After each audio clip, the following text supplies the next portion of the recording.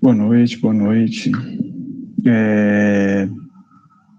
Boa noite a todos.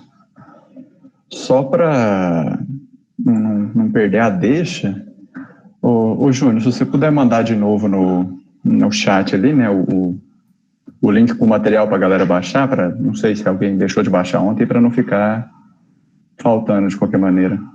Belezinha. Belezinha? Aí, pessoal, eu não sei quem fez ou quem não fez isso, deixou para fazer hoje e tal, porque ontem a gente não mexeu muita coisa.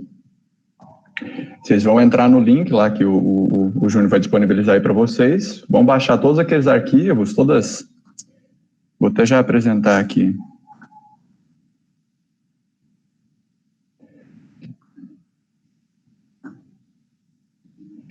Aí, ó, vocês vão entrar nesse link aí que ele disponibilizou, vão baixar todas essas pastas aqui, a pasta, curso Python, né? Vão baixar tudo isso aqui, que é o que a gente vai estar usando para o curso, né? Novamente, isso aqui só roda no Drive, então, porque ele roda na internet, então você vai ter que pegar a pasta e jogar dentro do seu Drive. Você escolhe a sua conta de preferência do Google aí, joga dentro do seu Drive, e uma vez dentro do seu Drive, dá para você perceber que, clicando com o botão direito, indo no mais, né, aqui não deu para ver, mas indo no mais, tem o Google Colaboratório aqui, dá para você criar um novo arquivo ali. Ele ainda não foi para cá, mas na hora que eu salvar ele aqui, fizer qualquer alteração e salvar, ele vai para algum lugar no meu Drive. Inclusive, se não me engano, o Drive cria uma pasta. Ele cria, que é o Colab Notebooks. Todos os notebooks que eu já criei daquele jeito lá, que você só pede para criar, se não me engano, ele cria automaticamente aqui. Mas eu não tenho certeza disso, não. Para esse curso, claro, se você quiser testar qualquer coisa... Ah, não, ele cria aqui, ó. Tá aqui o que eu acabei de criar. Se você quiser criar qualquer um para testar e tal, vocês fiquem à vontade aí, mas a gente vai estar usando já esses roteiros prontos que eu fiz aqui. Então, só para lembrar, eu vou abrir esse aqui, né? Que é o que a gente fez ontem. A imagem tá beleza, o áudio tá beleza aí, tudo e tal. Deixa eu ver se o cabo não tá saindo, porque ele gosta de sair. Tá tudo certo, Rodrigo. Belezinha.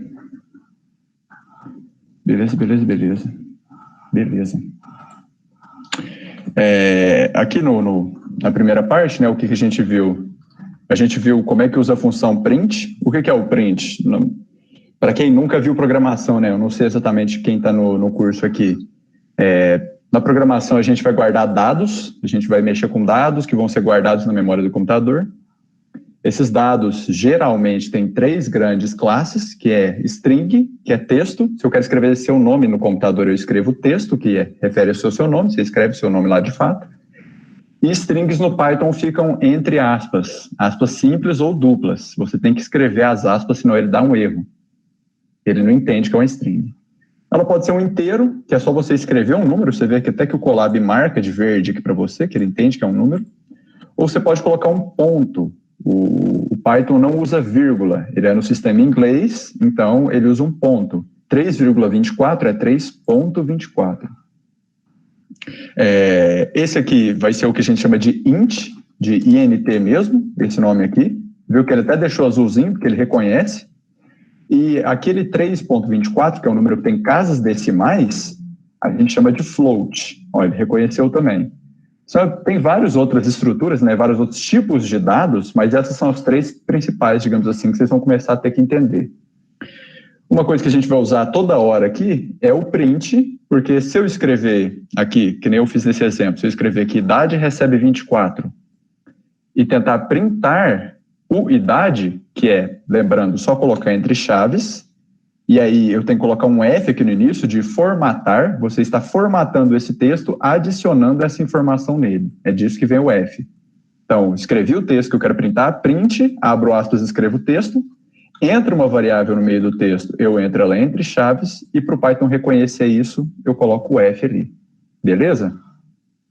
O que isso vai fazer? Ele vai fazer a gente poder ver na tela qual que é o resultado da idade. Porque, por exemplo, se eu fizer assim, ó, idade é igual a 24, né? E agora eu quero fazer, sei lá, criar uma variável qualquer, digitar qualquer nome aqui. Isso aqui recebe a variável idade multiplicada por 8. E a hora que eu rodar isso aqui, o computador já guardou a informação nesse nessa variável aqui. Porém, eu quero visualizar isso.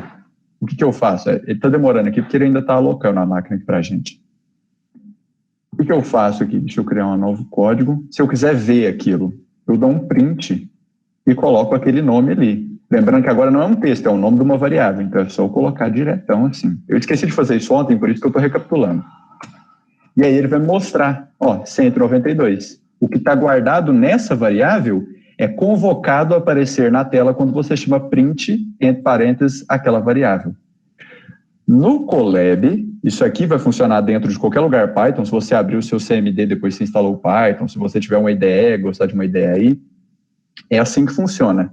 No Colab, você não precisa, é só você escrever e a última linha que você escreveu, ele já entende que é para printar, o que tiver ali. Então, isso aqui é típico do Colab. Não funciona em outro lugar, não funciona em outra linguagem de programação.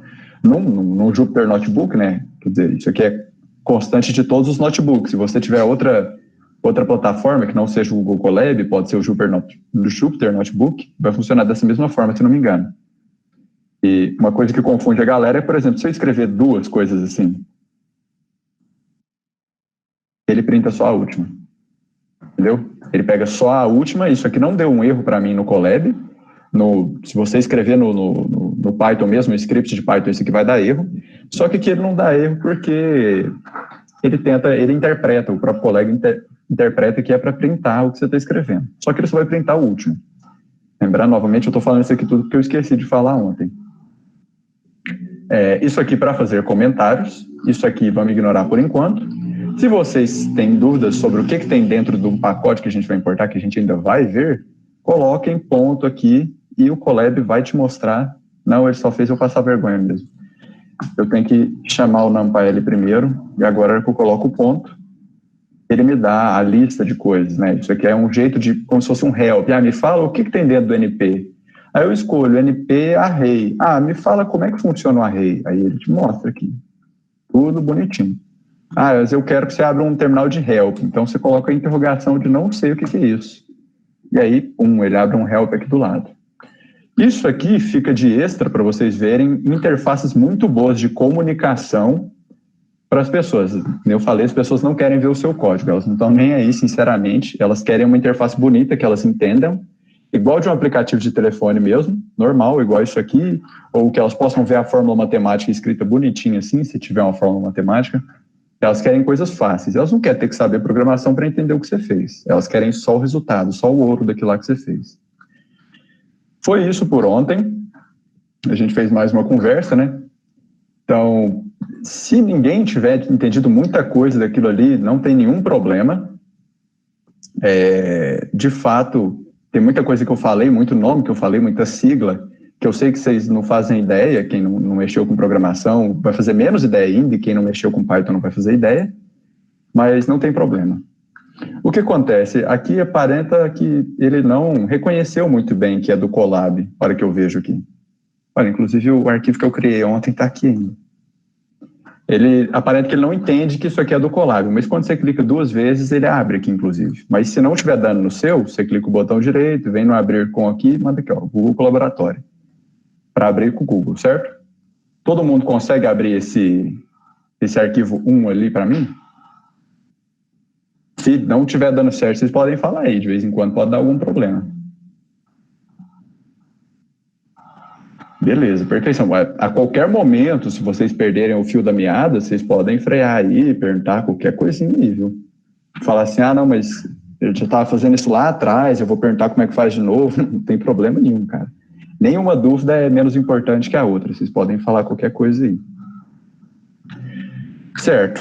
Vou começar pelos operadores matemáticos, porque sempre que a gente vai fazer algum exemplozinho de dar algum resultado, vocês viram, eu não cedi, eu tive que fazer o exemplozinho aqui falando, tal valor vezes 9.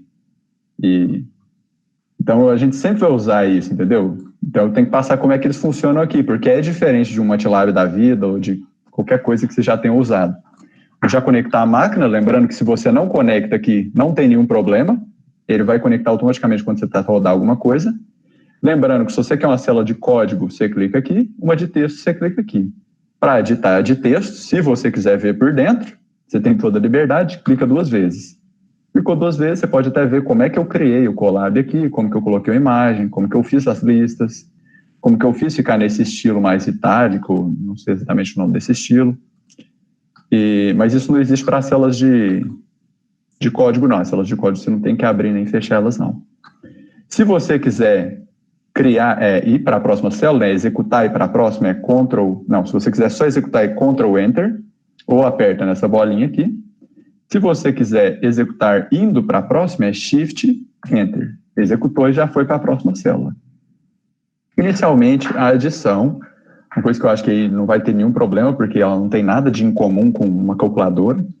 Ela vai ser simplesmente o símbolozinho de mais.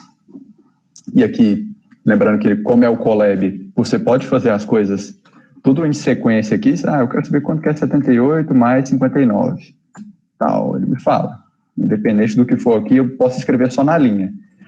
Muda alguma coisa se eu escrever o print? Aqui não. Não. Mas se você for lá no seu script do Python e escrever só isso aqui, vai dar errado. Estou querendo reforçar que isso aqui é uma coisa típica do Colab. Vocês não chegarem lá e me xingar porque eu não mostrei para vocês isso aqui. Qualquer detalhezinho que a linguagem tiver, eu vou tratando ao longo do tempo, viu?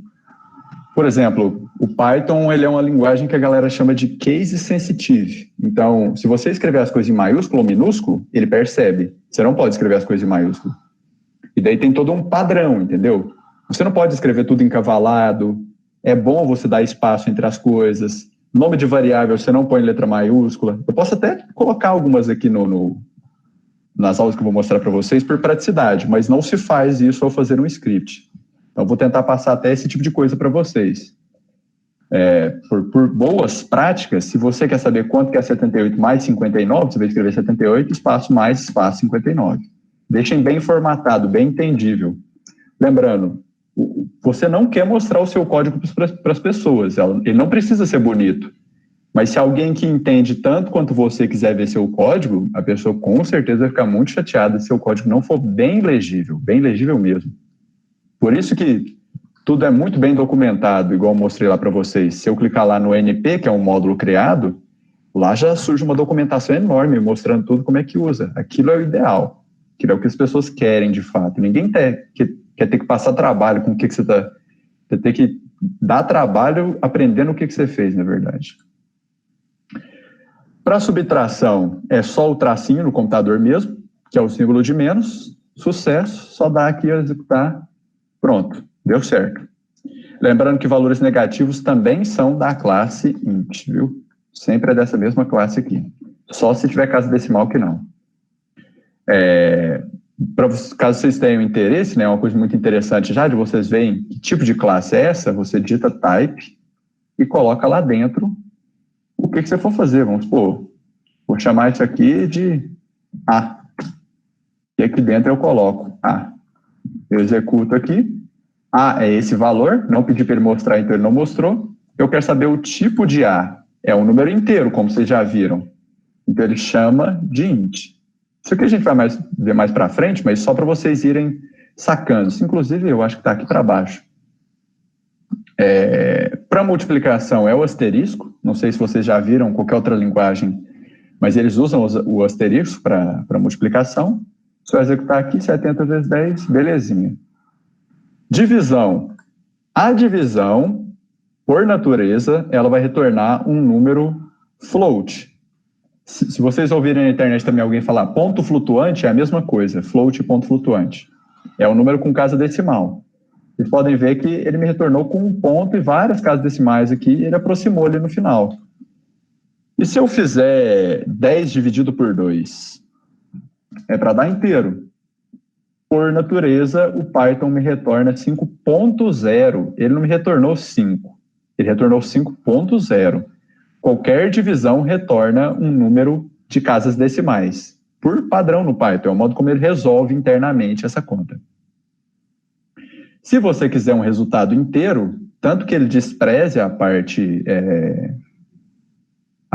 não inteira aqui, Ou, se você também quiser que ele converta direto aquele float seu para inteiro, é só você colocar 2 barras. 2 barras é divisão inteira. Olha, 23. Beleza? Por exemplo, se eu colocar novamente, que eu vou criar outra célula aqui. Vou colocar 10 dividido por 2 com 2 barras. Deixa eu espaçar aqui. Olha, agora é só 5. Lá deu 5.0. A diferença disso, isso aqui é um tipo de estrutura de dados que está representado de uma certa maneira num certo espaço de memória no seu computador. Se é um 5.0, ele está sendo representado em outra maneira, ele é lido de outra forma pelo computador, ele ocupa um espaço diferente lá no seu computador. É isso que muda, vocês vão ver que depois pega um pouco mais, porque depende do que você vai fazer com esse número. Se você for fazer alguma coisa com ele, que é uma operação que só pode int, então você deveria querer que ele seja inteiro obrigatoriamente. Por exemplo, se você quer fazer um cálculo para saber um número de pixels no seu computador, os pixels são discretos, né? Eles não são contínuos. Você não tem 31,2 pixels no computador quando você quer jogar uma imagem na tela. Então, você precisa ter um número inteiro ali nas suas contas. É um exemplo que eu já me deparei, só para falar para vocês. A exponenciação é diferente. Eu não tenho certeza quais linguagens de programação funcionam desse jeito. Eu posso estar falando coisa muito errada aqui, mas é porque eu realmente não tenho certeza. Querer que faz esse número elevado a esse, você coloca o símbolo de multiplicação 2 vezes. E aí ele vai fazer 7 ao quadrado ali, beleza. Belezinha. Tá, outra coisa importante se ver. Essa ordem de precedência. Sem essa ordem de precedência aqui, se você deixar o seu código todo sem os parênteses, sem a organização, primeira coisa, as pessoas não vão entender. Não faça isso. Isso aqui funciona, essa primeira linha funciona tão bem quanto essa segunda. Mas façam a segunda, deixa os parênteses lá. As pessoas vão entender melhor, as pessoas vão se confundir menos vendo o seu código. Então é bom que você faça isso. Olha para você ver, ó. Primeiro ele considera os parênteses, depois ele considera exponenciações, se não me engano são as regras normais da matemática. Depois multiplicação e divisão, depois soma e subtração. Então se eu colocar aqui, ele vai fazer essa conta aqui primeiro, para depois essa, ele vai fazer 30 menos 2, 28 ali. Se você fizer dessa maneira, ele vai fazer 10 com 3, 13. Ele não vai fazer 8 vezes 2, ele vai fazer isso aqui primeiro. Por boas práticas, já digo para vocês, coloquem os parênteses. Sempre. Rodrigo. Oi? O Murilo tem uma dúvida aí no chat. Ah, foi mal. Cara, eu não sei de cor, vamos fazer aqui. Fala um número aí que vai dar uma divisão maior. Vamos pegar aqui sei lá, um 60 por 3, vou pegar um 80 por 3, deixa eu ver quanto é que dá. Ó, dá um número acima do 5, né? Então ele deveria arredondar para cima, se ele simplesmente arredondar. Vamos ver o que ele faz. Não, ele só despreza. Só despreza. Tem métodos, né, que a gente pode ver depois, se você quiser, que eles não vão desprezar. Eles vão fazer o que você quiser. Você usa, talvez até no C tinha algumas coisas dessas. Você usa o método ceil ou o método floor, para ele jogar o número ou para cima ou para baixo sempre. Ou às vezes ele só arredonda, tipo assim, pega tudo que for inteiro e despreza tudo decimal. Esse método aqui, inclusive, dá para você ver, então, que ele despreza tudo que for decimal. Dava 26,6, ele deveria ter arredondado para 27, mas isso aqui não é um método de arredondamento. Isso aqui é um método interno do Python de medir apenas a parte inteira, aparentemente. É isso que o código vai fazer para você. Beleza? Belezinha. O bom do Colab também é isso, né? Você me perguntar qualquer coisa aí, tanto eu não tenho que saber, quanto você não tem que saber. Você pode simplesmente digitar ali, lá, vai funcionar para você, entendeu? Vou até deixar isso aqui como exemplo, só para caso eu passe por aqui depois, para vocês verem esse exemplo. Ele só desprezou a parte ali. Aqui novamente, olha para você ver o nível de complexidade que tem essa equação aqui, para se você simplesmente escrever isso aqui, as pessoas vão se confundir. Então, mesmo que o Python vá resolver certinho, coloque o parênteses. E mostrando que vai dar certo, né? ambos vão dar a mesma coisa. Mas assim as pessoas batem o olho e já compreendem. Você não deixa a pessoa pensando em cima da sua conta, entendeu? É melhor. Novamente, olha que legal, tá escrevendo a equação bonitinha aqui. Isso aqui é isso aqui no LaTeX. Eu não sei LaTeX, mas foi bem fácil de encontrar isso aqui na internet, de como isso aqui funciona. Então, é uma boa para se aprender. Deixa eu ver aqui para baixo. É muito bom vocês anotarem, se vocês quiserem. Eu escrevo anotar porque as pessoas memorizam mais fácil anotando, mas eu mesmo não anotei por conta de ser a mesma ordem de precedência de qualquer coisa na matemática. Parênteses, depois exponenciação, multiplicação, ou radiciação aqui no expoente, né? Porque se você quer fazer a raiz, isso aqui é bom que eu não citei. Se você quer fazer a raiz aqui, você tem que, na verdade, fazer que é 7 elevado a 1 sobre 2. Opa! E aqui, é claro, você não precisa colocar os parênteses, novamente eu vou falar para você colocar só porque é melhor. E 7 elevado a meio é raiz de 7, e isso aqui é o número da raiz de 7. Então, radiciação aqui ocorre por meio de se elevar a 1 sobre o número. Se quer fazer a raiz cúbica, você eleva a 1 sobre 3. Não tem um método tipo rad, não. Deve ter em alguma biblioteca, mas não use isso. Usa já o interno do Python de se elevar a 1 sobre o número. Tá aqui, por exemplo, um exemplo 1 aqui que foi colocado, né? Que se você tem 3 notas e você tem que somar elas e dividir por 3, nesse caso, se você deixar sem os parênteses, vai dar errado. Ele vai dividir esse número aqui e vai somar com os outros dois. Então, você tem que deixar os parênteses lá para ele fazer a média correta das notas. Acho que não era nem para a resposta estar aparecendo. Eu lembro de ter colocado aquele esquema do title lá. Inclusive, isso me lembra de uma coisa muito importante. Desculpem se eu estiver sendo desconexo, pessoal.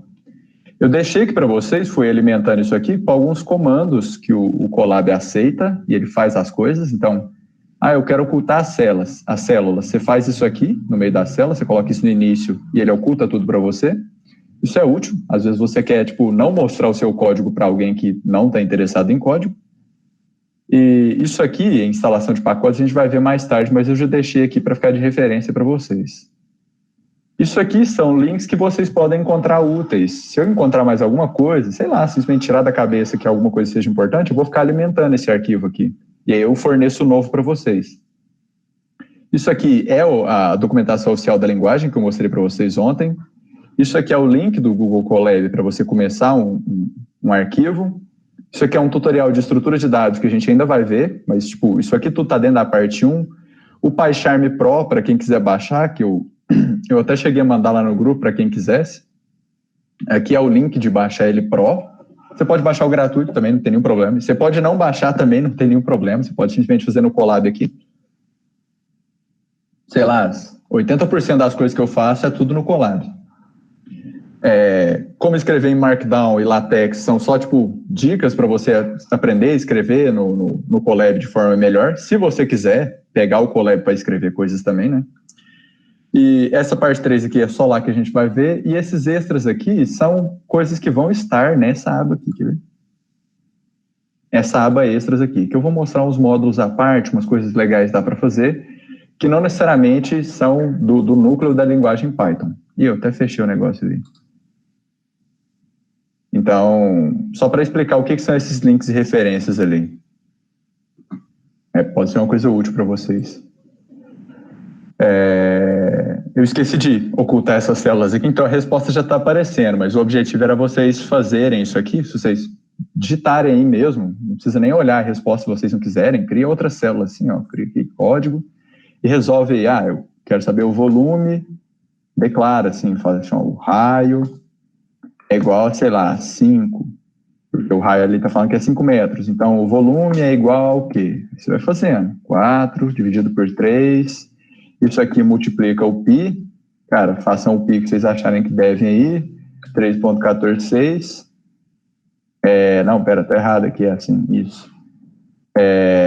Novamente, eu estou mostrando para vocês, estou fazendo errado aqui, vezes π vezes o R ao cubo. Como é que é o R ao cubo? Vou pegar aquela variável R e vou elevar ao cubo. Beleza? Isso aqui vai me dar o volume, e aí depois eu escrevo V, porque eu quero ver qual foi o resultado final. Provavelmente vai dar a mesma coisa que deu aqui. Tomara que dê, né? Ah lá, deu bom. Não, eu vou deixar para falar isso mais tarde, quando for mais útil. Mas aí tentem fazer... é por isso que eu não ocultei esses aqui, eu tinha colocado os exercícios embaixo. Para esse caso aqui, por exemplo, você só está pegando essa parte de cima e colocando os parênteses. Não é nem para garantir que você está fazendo as operações. Ao mesmo tempo que é para garantir, dentro da sua cabeça, é para as pessoas entenderem melhor o seu código. Eu acho melhor. Baixar a versão Pro só precisa ter... Isso, exatamente. Só você ter um e-mail institucional de qualquer instituição, acredito eu, é só você colocar o nome de uma instituição. Eu não sei nem se eles conferem se o nome que você colocou lá é uma instituição mesmo. Só você colocar lá, falar que você, sei lá, que você é de alguma instituição, alguma faculdade, que eles deixam você baixar o Pro lá. Eu não sei a diferença do Pro pro normal, porque eu nem peguei o normal, o Pro estava de graça por sei lá quantos anos. Esses exercícios aqui, aqui eu fiz do jeitinho que eu falei para vocês, ó.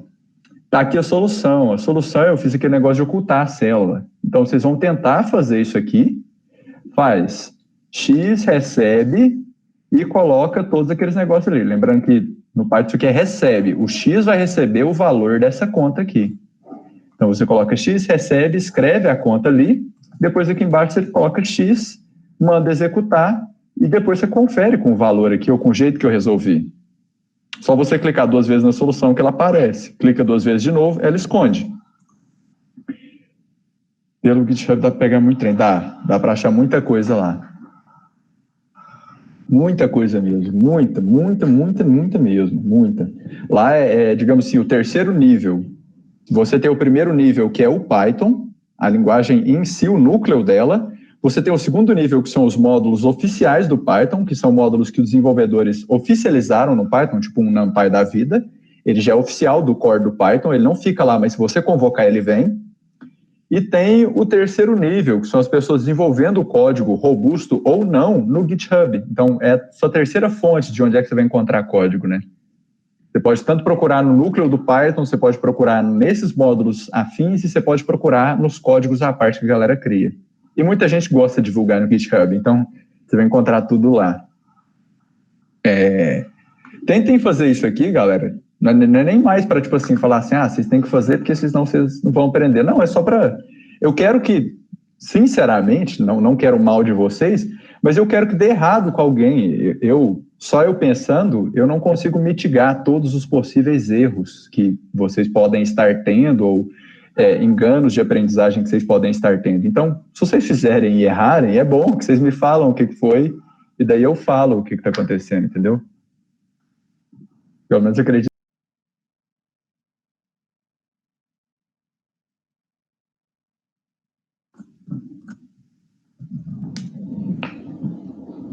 E aí, pessoal? Deu tudo certo? Deu tudo beleza? Só para... Essas nossas aulas vão ser mais um desenvolvimento, né? A primeira aula foi uma conversação, mas eu sempre gosto de trazer alguma notícia que tenha a ver com por que a gente está fazendo isso aqui para vocês. E eu tiro as notícias desse lugar aqui. Vou mandar um link para vocês. É uma newsletter de e-mail, ela informa notícias de várias coisas lá. Foi o Jean que me apresentou, acho que o Jean está aí, não sei. Ela é muito boa, ela dá notícias de tecnologia, pelo menos essa que eu mais quero lá. Se vocês entrarem por esse link aí, eu vou acabar ganhando, sei lá, uma caneca, se sei lá quantas 50 pessoas fizerem. Eu nunca vou ganhar essa caneca, não importa se vocês entram por esse link ou outro, é só se vocês gostarem de ter esse tipo de informação. A de hoje é que começaram a rodar carros de entrega autônomos, então... Para a época onde vocês achavam incrível que o carro da Google ficava rodando nas ruas lá, agora já é delivery, vai parar de ter motoboy, pelo menos em algum tempo, né? Não sei quanto tempo no Brasil, mas isso já começou, já foi permitido, já existe lá nos Estados Unidos carros fazendo entrega autônomos, que só são possíveis com uma complexidade, uma teoria muito pesada de inteligência artificial em cima de como você faz esse carro aí não dar cocô, né? Atropelando as pessoas. Vamos voltar aqui para o exercício, então. Se qualquer pessoa tiver dúvida, por favor, fala. Não é para expor a sua dúvida, é porque se a sua dúvida der ruim, vai ser muito bom, porque eu vou usar isso como exemplo, entendeu? Não é uma coisa ruim. Com ponto e vírgula, para ver se tem diferença, rodou normalmente. Isso é por causa do Colab e nas ideias não rodaria com ponto e vírgula? Não, cara, roda com ponto e vírgula nas ideias também. Mas o que é o seguinte? A linguagem C, já que você perguntou, é uma boa eu tratar isso aqui. A linguagem C, ela faz o seguinte: eu só considero que o código está na outra linha quando eu encontro o caractere ponto e vírgula, certo? E aí, ele dá erro se você não colocar o ponto e vírgula. Aqui não existe essa de ponto e vírgula. O ponto e vírgula aqui significa outra coisa. O ponto e vírgula aqui, ele é meio que um fique calado. Minha tela está mostrando? Vou gerar uma coisa aleatória aqui para vocês verem. Se eu colocar aqui T recebe 2, e eu pedir para mostrar o T... Rodrigo, aqui para mim não está aparecendo não. Se está aparecendo a apresentação, Rodrigo Marcos Pinheiro. A sua tela não está aparecendo. Sério? O que será que eu fiz? Deixa eu tentar reiniciar ela, então.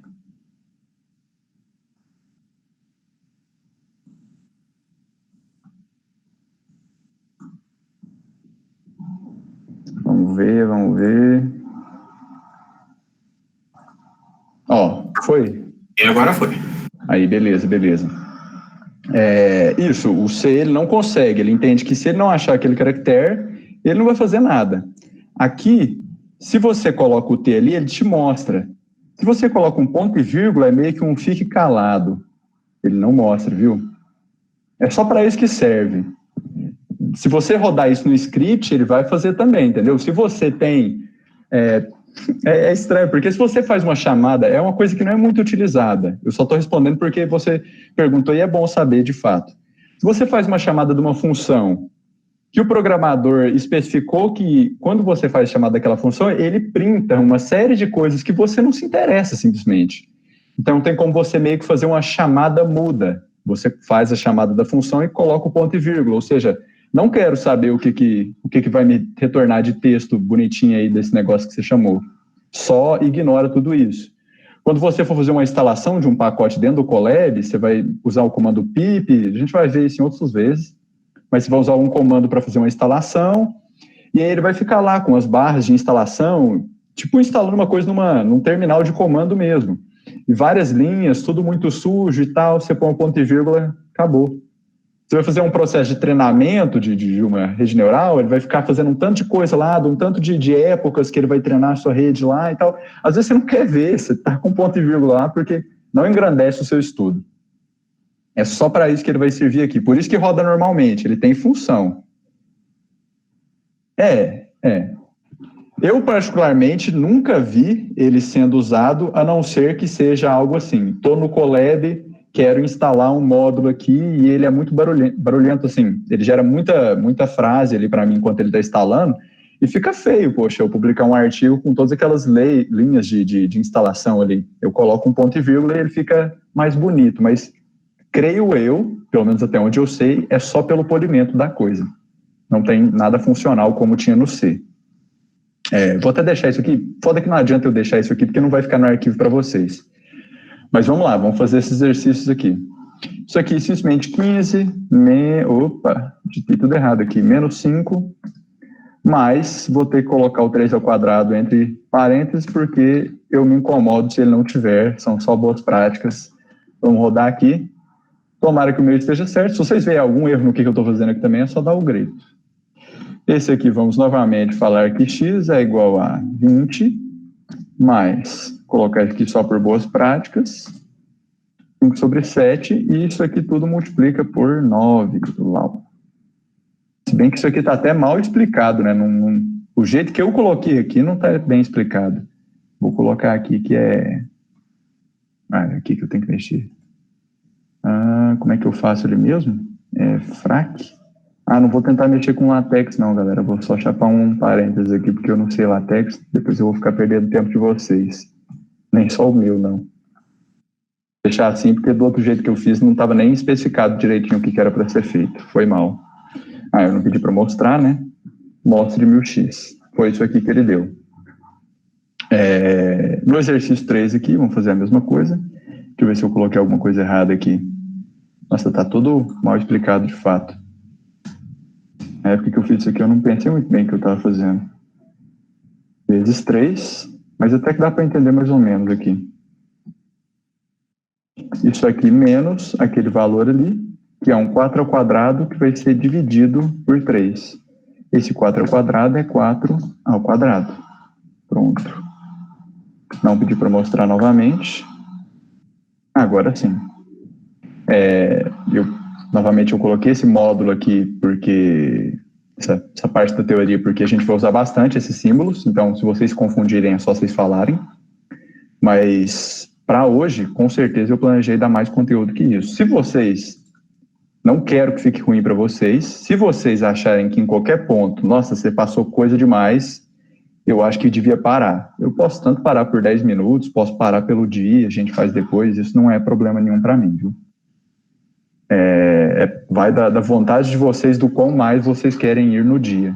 Porque se vocês deixarem aqui, eu vou até o horário limite das 9 horas. Para essa parte era isso, aprender sobre os operadores matemáticos lá. Você não vai ter muitos mais, não. Tem o que eu não citei, que ele é para operação matricial, mas a gente nem viu como é que é um vetor aqui, então não vou passar isso agora. Mas vamos lá. Segunda parte, tipos de variáveis. É nesse aqui que a gente vai usar o type. Se algum dia eu for refazer esse curso para redar ele em algum lugar, eu vou tentar fazer de uma forma mais criativa, porque eu nunca gostei de aprender dessa forma aqui. Eu só não tive uma ideia boa o suficiente para fazer vocês aprenderem de outra maneira. De tipo, como é que faz as continhas? E os valores? Eu não sou muito fã disso não, mas eu confesso que não encontrei nos métodos que eu conheço um jeito de fazer isso melhor para vocês. Agora a gente vai ver as variáveis. O que é uma variável? Que eu já comecei a dar umas prévias para vocês lá. Lembrando que se alguém achar que eu estou falando uma coisa muito básica, porque eu estou tentando voltar, porque eu não sei quem está fazendo o curso. Se a pessoa que não fez nada de programação nunca, não tem nenhuma noção, eu quero que ela fique tão inteirada do assunto quanto qualquer um. Então, por isso que eu vou falar coisas tão básicas quanto normais. Uma variável, ela vai ser um espaço armazenado na memória do seu computador. Seu computador dedica um espaço para guardar um tipo de dado. Quando você guarda um número float, se eu não me engano, ele precisa de 32 bits no seu computador para guardar. Um inteiro também precisa de 32 bits. Muitas bibliotecas usam padrão float 64 bits lá no seu computador. Isso significa que diferentes estruturas de dados usam diferentes espaços dentro do nosso computador. Além disso, quando você aplica um método, digamos assim, não é aplicar um método, quando um computador tenta ler aquele número, ele usa estratégias diferentes. O modo como você escreve o número 24,5, o computador não faz isso. Ele tem uma lógica padronizada toda mais complexa lá sobre como que ele representa um número de ponto flutuante, que é um número com casa decimal no computador. Então, ter variáveis diferentes significa procedimentos diferentes, espaços de armazenamento diferentes, métodos de armazenamento diferentes, inclusive. Se você descer lá no mais baixo nível da linguagem e ver como é que ele faz as operações, você vai ver que são coisas mais complexas dependendo da sua estrutura de dados. Gasta mais espaço dependendo da sua estrutura de dados. Então, aqui a gente vai ver os principais tipos, né? Que, como eu já dei prévia para vocês, são os inteiros, são os números de ponto flutuante e são as strings. E depois a gente vai ver estruturas de dados de fato. Isso aqui são variáveis, que é um ponto de dado, digamos assim, é um dado. E depois a gente vai ver estruturas de dados, como que você alinha vários dados juntos. Então, quando eu falar estrutura, querendo dizer isso aqui, vocês me perdoem, eu estou errado. Isso aqui é só um tipo de dado, não é uma estrutura, mas é só por confusão mesmo. Inclusive, eu já fiz isso. Primeiramente, então, o que a gente vai fazer? Eu não vou ler esses textos, não, eu coloquei só para contextualizar aqui, viu? Se vocês quiserem, eu creio que eles estão bem embebidos de conhecimento, digamos assim. Coloquei aqui x, lembrando que o igual no Python é recebe. X recebe 300.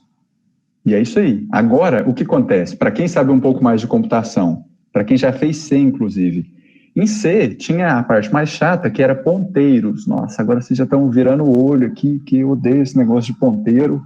Aqui, o Python, Eu vou falar uma coisa, vocês não vão gostar, depois eu vou explicar. Para quem está entendendo, claro. O Python ele é todo feito em ponteiros. Todas as operações. Todas elas. Só que isso é uma coisa boa. Você não vai ter que mexer nada de ponteiro, você não vai ter que saber nada de C, você não precisa nem entender isso que eu estou falando, se você não estiver entendendo. Só significa que, se eu tentar olhar quem é X, ele não é 300, ele é um valor de um endereço de memória, ou um apontador, um endereço que aponta para a posição na memória, que é uma posição escolhida pelo seu processador, escolhida pelo interpretador do Python, onde aí, de fato, o número 300 está. Então, se eu tentar inspecionar o X, o que eu encontro nele? No X mesmo, eu encontro o endereço de memória do que está guardado lá dentro.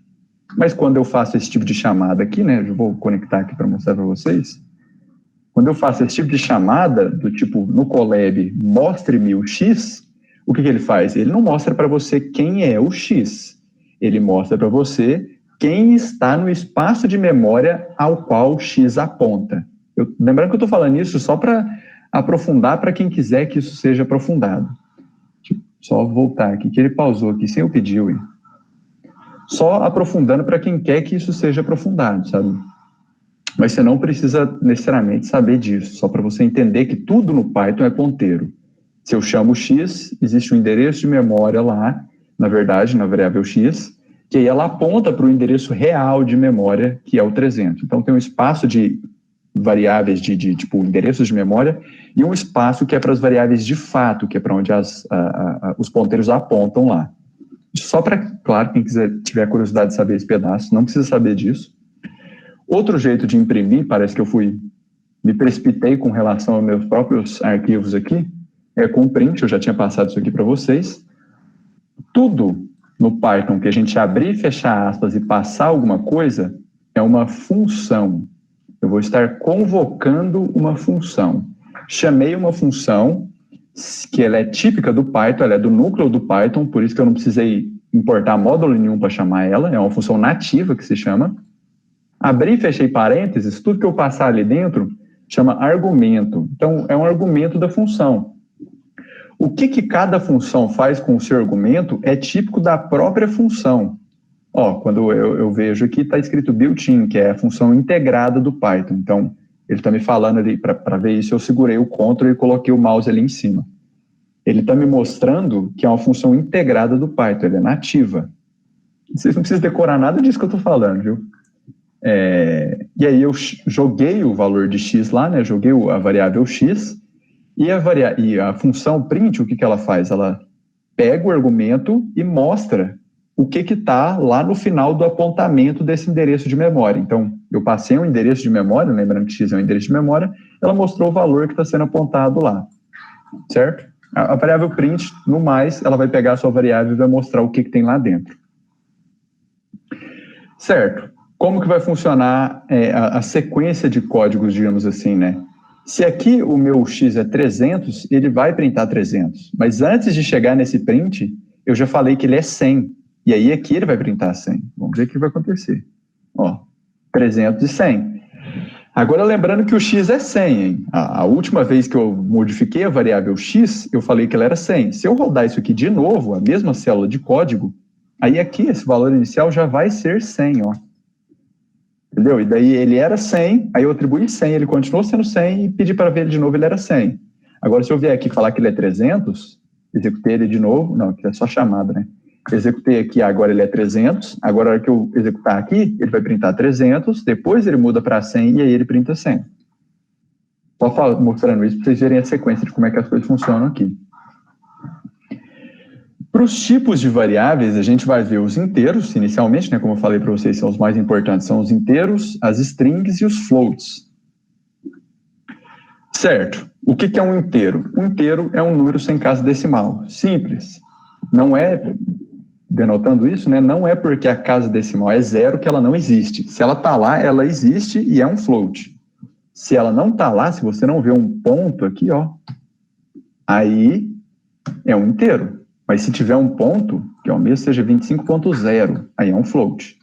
Então, um inteiro ele é desse jeito, é só você escrever o número ali mesmo, x recebe 50, printa o valor de x, printou 50.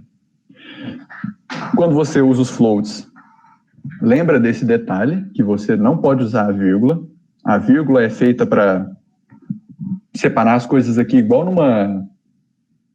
igual na língua portuguesa mesmo, sabe? Você vai fazer uma lista do mercado, então você quer comprar batata, vírgula, cenoura, vírgula, não sei o que. Ela serve para listagem, quando a gente for listar as coisas mais para frente. Mas para escrever números, a gente não usa vírgula no Python, usa ponto. Certo? Então aqui o x recebe 25. Quando você coloca ponto zero, você está falando que você quer que ele seja um float, e você printa ele, está aqui, 25.0. Do print já dá para você ver, ó, ele é um float. As strings são palavras, então aqui novamente mostrando que ela pode ser aspas duplas ou simples. Me desculpa se eu confundi alguém lá atrás falando disso, sendo que eu ia mostrar aqui agora. Foi só porque eu realmente não me lembrava disso aqui. Eu tinha colocado aqui de forma tão explícita. Ele printou o x, printou o y aqui. Você pode ver que não existe diferença nenhuma. Inclusive, olha para você ver que legal. X é igual ao y? Sim. Ele comparou os valores? Não. Novamente, essa é a parte que eu vou me aprofundar um pouquinho. Quem não entender isso aqui não precisa se preocupar. Mas quem tiver interesse, funciona da seguinte maneira. O endereço de memória que está escrito lá no X, quando o Python vê que eu falei que Y é igual a batata, o alocador, né, o algoritmo alocador do Python, ele vai olhar e falar, peraí, já tem um negócio que é exatamente isso aqui lá na memória. Por que esse cara vai querer que eu crie de novo? Se for assim, se ele criar 30 mil batatas aqui, ele vai lotar a memória, sendo que eu poderia estar usando um espaço só. Então, ele é um otimizador nato. Isso é muito bom para você, porque ele não vai deixar você cometer erros, e não necessariamente é um erro. Às vezes, ele só está otimizando o processo mesmo. Isso é muito bom. Aí, o que ele faz? Ele faz com que o Y tenha o mesmo apontador que o X. Olha isso aqui que legal. O ID é como que você olha o apontador. Eles são o mesmo apontador. A hora que ele identificou que eu estava tentando falar que o Y é a mesma coisa que o X já é, ele falou assim, não, eu vou dar para o Y o mesmo apontador, que é o ID dele. Que aí, a hora que eu chamar X ou eu chamar Y, eu vou acabar apontando para aquele mesmo lugar. Aí pode surgir um problema, não sei se vocês veem isso, mas se eu falar que Y recebe 2 agora, que não é mais batata, e aí, o que eu fiz? Aí sim, o otimizador do Python verifica que tem duas coisas dizendo que é batata e eu estou modificando uma delas. Aí ele deixa aquela lá que já está apontando para batata e cria outra para alocar o número 2. Se eu vier aqui agora que eu falei que Y é 2, né? Vamos ver quem é X. Ele continua sendo batata, sem nenhum problema. Porque eu mudei só o Y. Isso aqui já mitigando alguns erros que vocês podem encontrar aí na vida. Para ver o tipo da variável, que é uma coisa que você vai ter que fazer bastante, você vai usar essa função type, que eu coloquei aqui, que eu já até mostrei para vocês antes. Ela vai permitir que você veja o tipo da função, mas mais além disso, essa função vai ser muito útil, porque se eu, sei lá, essa linguagem, ela é uma linguagem de classes, né? Tudo aqui é uma classe de inteiros. Tudo que for um número inteiro pertence à classe inteiros, igual da biologia mesmo. Tudo que for um número com casas decimais pertence à classe dos floats. E aí tem como você criar objetos, né? Tem como você criar coisas. Eu quero criar um vetor. Um vetor não existe na linguagem. Você que está criando o que é um vetor. O pessoal no NumPy fez isso, por exemplo. Eles criaram um conceito chamado array. Claro, um conceito na linguagem Python, né? A palavra array já existe. E a hora que você dá um type no array deles, ele vai te falar que aquilo, ele não vai falar que é um int, ele vai falar que é um numpy.array. É um array do módulo NumPy. Então, isso aqui vai ser muito útil para você inspecionar variáveis, saber o tipo delas. Às vezes você vai ver o número lá 2, ele pode ser qualquer coisa. Ele pode ser uma lista, ele pode ser um set, ele pode ser uma tupla. Vocês não precisam entender esses nomes, não. Só querendo complicar de fato para vocês verem que pode ser muita coisa. Ele pode ser um array, ele pode ser uma estrutura única, né? Ele pode ser simplesmente um inteiro. Então, ele pode ser muita coisa ali. E você precisa desse tipo para verificar, porque você vai precisar tratar erros de incompatibilidade, digamos assim. Você quer alimentar uma função com um array, você não pode que ela seja uma lista. Se você quer alimentar com uma lista, você não pode que ela seja um array. Eu não vou tentar me adiantar nisso, não. Vamos só dar encaminhamento aqui. Novamente, se tiver ruim aí, se tiver pesado, falando muito rápido, eu tenho o costume de falar muito sobre qualquer coisa e me aprofundando. Se tiver ruim, só vocês falarem que eu dou uma regredida, beleza? Deixa eu ver aqui. Onde que a gente estava? Criando... alguém mandou alguma coisa no chat? Beleza. Aqui, criando variáveis a partir de variáveis. Aqui, mais uma vez eu me adiantei. É incrível o número de vezes. Eu vou falar que o x sei lá, eu dei o valor aqui para cima, né? 100. Vamos ver aqui como é que é o tipo do x. Ele é float, porque eu coloquei um ponto zero. Então, ele printou o x, 100.0, depois me falou qual que é o tipo, float. Agora que x é 100, eu vou printar a variável x, vou falar que ela é 100. Vou falar que y recebe o valor de x, e aí y também vai ser 100, mas naquele esquema, os apontadores se assemelham. Vamos lá ver, os dois vão ter o mesmo valor. Aí se eu fizer desse tipo aqui, ó, por exemplo, eu já vou, o otimizador do Python vai perceber que eu não estou querendo que y seja a mesma coisa de x, eu vou ter que criar um novo espaço na memória para guardar um novo valor, onde eu vou pegar o x, fazer uma operação com ele e depois guardar no espaço para o y aqui.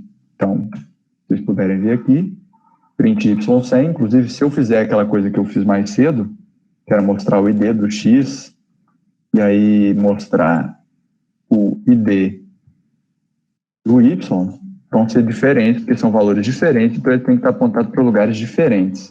Está parecendo igualzinho aqui, mas vocês podem ver, tipo, tem umas diferenças, ó. Aqui deve ser porque eles estão muito próximos da memória, mas dá para ver que eles têm aqui, ó, você está no 72 aqui, você está no 52, se não tiver nenhuma diferença para trás, não, mas tem diferenças para trás. Isso aqui vai ser em bytes, se não me engano, então isso aqui está mostrando a distância deles em bytes. Eu não lembro exatamente quantos bytes vão ter na memória, porque não necessariamente são 32, sabe? Pode ter mais de cabeçalho, de coisas que não é do nosso interesse aqui. Isso aqui é bom só para você entender como é que as coisas estão funcionando, viu? Eu nunca usei isso aqui se eu não quisesse pensar assim, mas essa variável aqui é a mesma da outra, deixa eu consultar. A menos que seja nessa situação, você não vai precisar disso aqui. E geralmente, se você quer fazer essa consulta também, você só coloca um lá, x é igual a y, ele vai te falar. Não é, são diferentes. A gente vai ver esses operadores aqui, tipo, igual depois. Certo. Importante entender o relacionamento, deixa eu ver, eu vou terminar esse pedaço aqui, eu sei que já estão chegando 8 horas, mas eu vou terminar esse pedaço aqui, depois a gente faz nossa pausa, e vocês podem fazer os exercícios, ou esperar para fazer depois da pausa também, vocês que mandam. Aqui, isso aqui eu vou mostrar aqui nessa parte, né, de como que você enxerga o fluxo de como que as coisas estão acontecendo lá dentro. Se eu mudo uma variável, atribuo uma na outra, mudo a primeira, mudo a segunda, o que acontece com as outras, é feito para te deixar num pensamento bem independente sobre as variáveis. Você não tem que ficar pensando que se eu mudei uma, eu mudei o resto tudo. Isso não existe muito aqui, não. Se eu falei que x é igual a 10, y é igual a x, os dois são a mesma coisa, concorda? Então ele vai printar, já vou até printar aqui para já usar de referência. Ele vai falar que é 10 e 10, os dois são a mesma coisa. Eu falei que eu quero que y seja o mesmo valor de x. Certo. Agora eu vou fazer uma transformação do tipo que x é igual a y mais 10. Agora eu vou falar lá no x que eu tenho que buscar o valor de y e somar 10 nele para reatribuir no x. Se o y era igual a x, que era 10, agora o x é 10 mais 10, que é 20. E aí o novo x vai ser 20 e o y vai continuar como 10. Olha aqui, novo x 20 e y continua como 10. Se eu transformo em cima dele mesmo, que é y é igual a y sobre 2, não tem nenhum problema. Você simplesmente vai estar falando que se y era 10, agora você quer que ele seja 10 sobre 2, que é 5, tá aqui. E lembra que como eu fiz uma divisão, ele ficou com 1.0, porque ele transformou em float aqui. O x continuou 20 e o y eu mudei para 5. Certo. Vou dar a pausa agora, não vou continuar falando o que eu ia falar, não. Não precisam fazer os exercícios se vocês quiserem, não quiserem simplesmente se dar essa pausa, é importante. Vamos continuar aqui então, pessoal. Primeiramente, uma coisa que eu queria mostrar, isso aqui, existem outras linguagens de programação também, quem conhece vai gostar de ver isso aqui. É um jeito mais rápido ainda. Por exemplo, eu dei esse exemplo aqui, né? Y recebe y mais 2. Eu vou colocar aqui que y é igual a 100 inicialmente. Eu posso escrever assim, mas eu não preciso. Eu posso simplesmente escrever que eu quero. É meio que uma simplificação. Você escreve dessa maneira. Y recebe ele dividido por 2. Quando você coloca junto com o recebe uma operação matemática, ele entende que essa operação matemática é com ele mesmo. Não dá para fazer Y recebe ele mesmo dividido por 2. Rodrigo, você não está compartilhando a tela. Cara, verdade. Eita, peraí. Chegou alguém ali, peraí. Só fechar a porta aqui, pessoal. E eu já compartilho.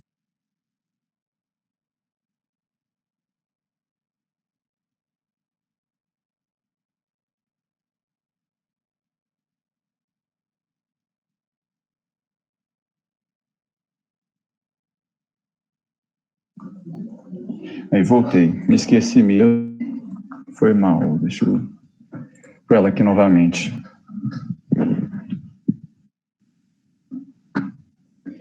Tá, vocês estão vendo aqui, beleza?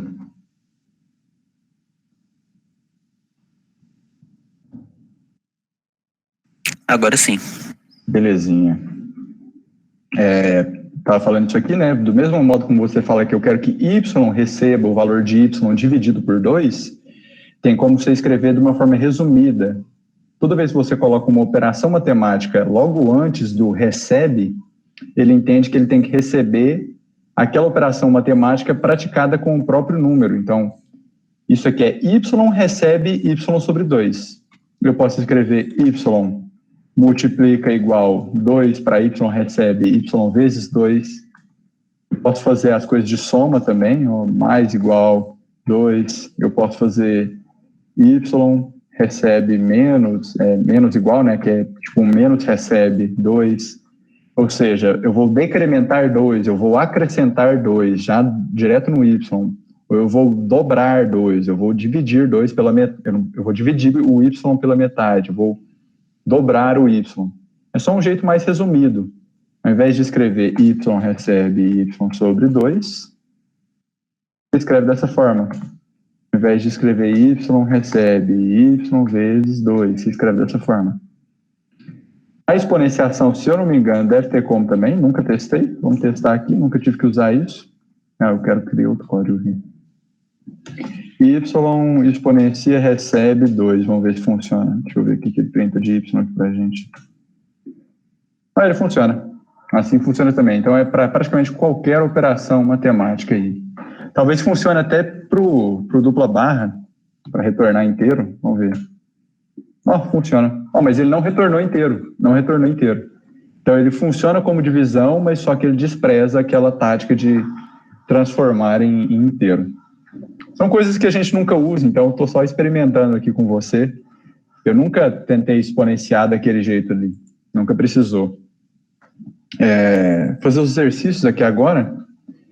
Para essa parte das variáveis, simplesmente criar uma variável do tipo inteira, que chama integer, chamada x e associar ela à sua idade. Coloca lá. X, deixa eu ver quantos anos que eu tenho aqui. A gente está em 2021, então vou botar um 22 aqui. Lá, era só para fazer isso mesmo, né? Não quer nem que mostre x. Mostrou x aí, bonitinho, belezinha. Você não precisa falar que é o inteiro, não precisa falar nada, igual eu estava falando aqui no chat.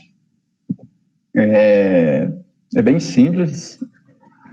Você fazer a coisa, né? Para quem veio do C aí, você teria que escrever int x recebe, sei lá o que, você recebe 2 ali, coloca ponto e vírgula, e tinha todo um formalismo de que você só declara, para quem mexeu no Arduino também, não sei quem mexeu no Arduino aí, tinha todo um formalismo que você só declara funções, só declara variáveis lá no topo da sua estrutura, e isso não existe aqui não, né? Essas coisas que são mais para te dificultar do que facilitar a sua vida não existem aqui. Você pode declarar a qualquer momento do seu código, sem nenhum problema, assim, no seu fluxo de pensamento, entendeu? Você não precisa distorcer a coisa e deixar ela com uma cara que não é intuitiva, digamos assim, né?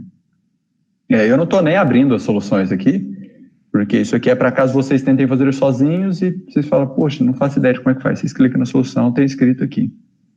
Aparentemente eu tinha 36 anos na época que eu fiz isso aqui. Um float, então eu vou ter que criar um float. Para criar um float, o que eu faço? Nada, só escrever um float ali. E associar ela ao preço de uma barra de chocolate. Minha barra de chocolate vai ser R$4,50. Não me faz nenhuma diferença eu colocar stand zero aqui. Mas uma coisa importante a se dizer é que se a minha barra de chocolate custa R$4, e eu pedi para você colocar um float, coloque 4.0. E aí ela é um float já. Tanto é que se eu der aqui um type y, ele vai retornar que ele é um float. Mesmo que seja 4, você falou é um número inteiro, mas eu coloquei o ponto 0 para ser float. Criou uma variável do tipo string, chamada nome, associar ela a seu nome. Então, nome recebe, nome recebe, vou colocar em aspas duplas, porque é mais bonito, e é isso aí, vou colocar meu nome aqui. É isso. Ele aceita espaço aqui, se vocês quiserem colocar o restante, sei lá, ou qualquer coisa aí. Ele aceita, dá para você escrever um texto inteiro aqui, eu posso simplesmente copiar isso aqui, ó. Colar aqui dentro, que ele vai... Ele vai colar aqui dentro. Isso aqui não importa, aqui pode ter cedilha, que eu falei para vocês, pode ter número, pode ter isso aqui, não vai dar nada, entendeu? A única coisa que dá é o quê? Quando você usa certos caracteres especiais. Barra N pula uma linha. Então, se eu escrever barra N aqui, ele vai entender que no final é para pular uma linha. Quer ver? Eu vou escrever aí nome, não sei o quê, agora eu vou escrever Rodrigo aqui no final de novo. E tirar um R aqui, vou printar o nome. Print. Vou só escrever nome, que aí ele vai printar o... Não, vou escrever print. Para manter as duas práticas vivas na mente. Ele vai entender que esse barra N é um caractere especial de pule a linha antes de continuar escrevendo o que você estava fazendo. Então, tirando esse tipo de exceção, que geralmente é uma barra, tudo vai ser printado normalmente aqui dentro. Mas vamos voltar para a prática onde era só o nome. É isso aí. Lá, o printer. Certo. Verifique o tipo das variáveis x, y e nome. Olha para você ver, eu já fiz ali em cima, novamente eu me antecipando aqui, mas vamos colocar aqui. Não é aqui não. A função print vai ajudar a fazer tudo em uma célula só. Isso aqui dá para fazer dessa forma. Ó. Aqui dentro eu posso simplesmente falar, eu quero que você me printa x e quero que você me printa y também e nome também. Veja aqui que eu estou usando a vírgula como forma de listagem. Estou falando primeiro x, depois o y, depois o nome. E eu me printar as três ali, ele só coloca um espaço para separar entre eles. Só isso. Cria uma variável que seja que calcule o ano em que você nasceu, utilizando operadores matemáticos e sua variável x. Calcular o ano. Então eu vou pegar o ano atual aqui, né? Quando eu quero criar um nome de uma variável que precisa ter um espaço, a gente não usa espaço no nome das coisas. Costuma-se usar o underline ali. Eu vou falar que o ano atual é 2021. 2021. Lembrando que a gente tem aquela nossa variável x ali, que era a minha idade, está associada à minha idade. E aí o ano que eu nasci vai ser o quê? Vai ser o ano atual menos a minha idade. O que eu fiz de errado? Não está a idade, né? Eu chamei de x. Você vê que ele fala que o nome idade não está definido. Ou seja, nada no seu programa chama idade. Revisa aí o que você está achando que é idade, porque nada no seu programa chama idade. Lá na linha 3, desse input no módulo IPython, o IPython é como se fosse um interpretador. Essa linha do módulo IPython, que não é para você entender mesmo não, que é a linha 3, ele está com uma setinha aqui, deu erro dizendo que name error, é um tipo de erro, deu que idade não está definido. Então, eu não tenho essa variável idade, me atentei e percebi que, na verdade, é x. E aqui depois eu vou querer printar o ano nasceu. 1999, funcionou bonitinho.